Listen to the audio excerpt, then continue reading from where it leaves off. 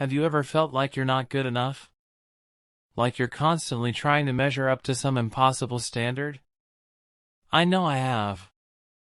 But what if I told you that the key to happiness and success is not in meeting some external standard, but in accepting yourself just the way you are? It may sound simple, but accepting yourself can be one of the hardest things you ever do.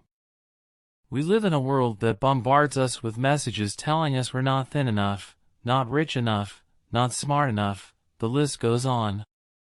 It's easy to get caught up in that mindset and forget that we are enough just the way we are. But I'm here to tell you that you are enough. In fact, you are more than enough. You have a unique combination of strengths, talents, and experiences that no one else in the world has. And when you accept and embrace those things, you unleash a power within yourself that can take you places you never thought possible. Let me illustrate with a story. In the late 1800s, a young girl named Helen Keller was born in Alabama.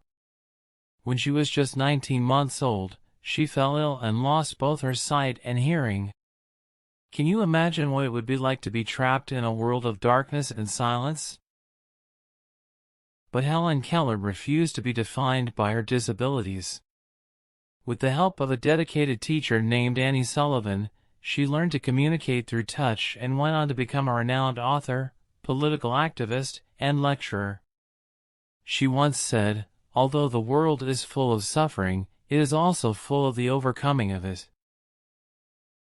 Helen Keller's story is a powerful example of what can happen when we accept ourselves and refuse to be defined by our limitations.